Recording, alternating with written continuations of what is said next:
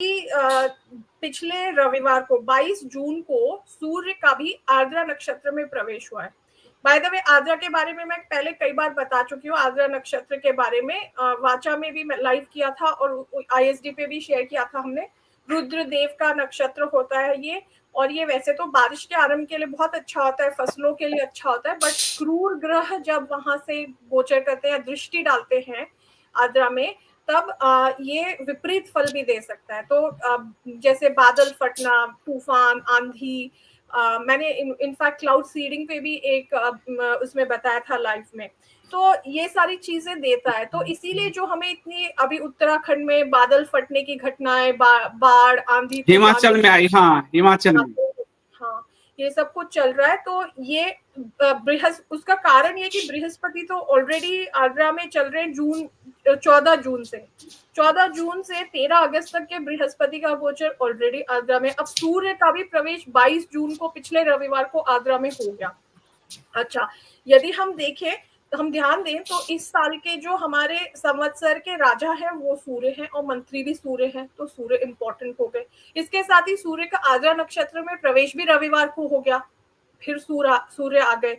आर्द्रा नक्षत्र राहु का नक्षत्र होता है और सबसे घातक नक्षत्र माना जाता है क्वालिटीज में, क्योंकि वो एकदम इंस्टेंट ऐसे रिजल्ट, तीव्र क्वालिटी का नक्षत्र होता है और इंस्टेंट रिजल्ट्स देता है वो कई बार। तो इसीलिए उसको डेंजरस नक्षत्र माना जाता है with respect to certain things, जैसे कि जीवात्माओं के लिए जो वो रिजल्ट दे सकता है।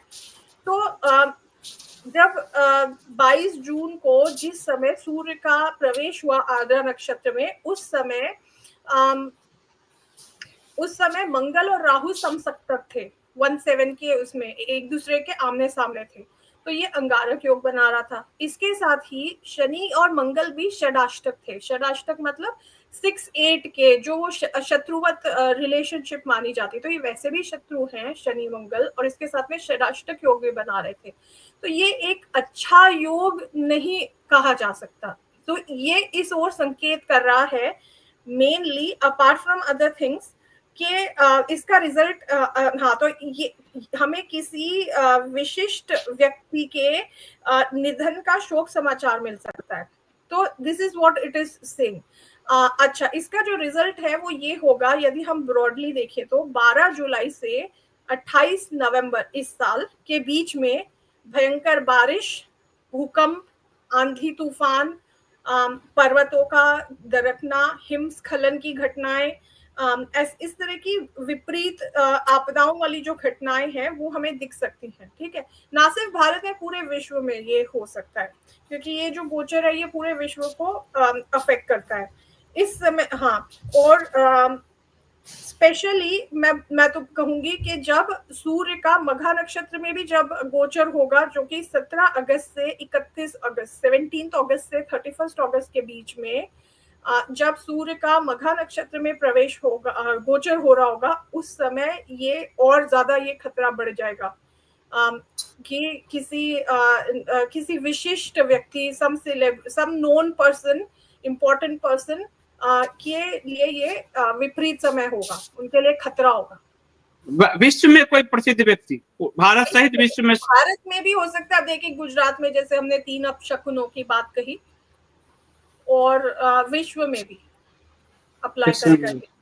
ठीक है, अब इसके साथ ही, तो ये तो हो गई सूर्य की बात। अब इसके साथ ही एक और, मैं जुलाई के बारे में यदि हम देखें तो मंगल का भी मघा नक्षत्र में गोचर चल रहा है। मंगल, हमने अभी देखा कि बात की कि मंगल केतु के साथ में एक साथ सिंह राशि से गोचर कर रहा है, जो पूर्व दिशा को इंगित करता है।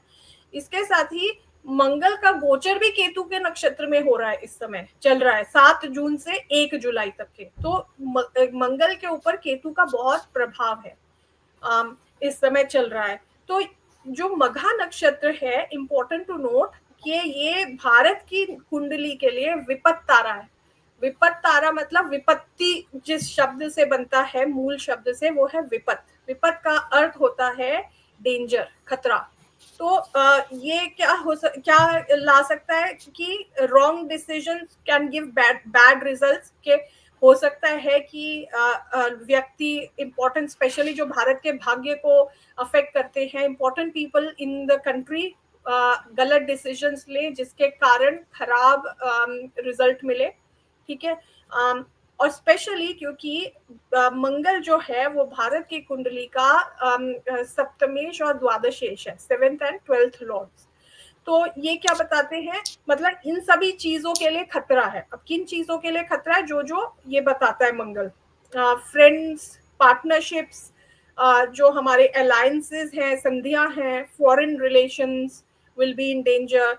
12वां भाव जो होता है वो क्या बताता है, युद्ध, वॉर, लॉसेस, स्पाइंग, जो जो गुप्तचर संस्थाएं, डिटेक्टिव्स, सीक्रेट प्लॉट्स, असैसिनेशन। देखिए यहाँ पे भी फिर नेता का वो आ रहा है, एक और संकेत मिल रहा है, असैसिनेशंस, एम्बुशेस, शत्रु, सीक्रेट एक्टिविटीज होती हैं, hospitals, jail, terrorist, smuggling, underworld की एक्टिविटीज, टेररिज्म, डीप स्टेट की एक्टिविटीज, छिपी हुई जो एक्टिविटीज होती हैं जो सामने नहीं होती, चीटिंग की घटनाएं, स्कैम, स्कैंडल्स, ब्लैकमेलिंग, डिटेक्टिव्स, ये सारी चीजों का खतरा बढ़ जाएगा उस समय।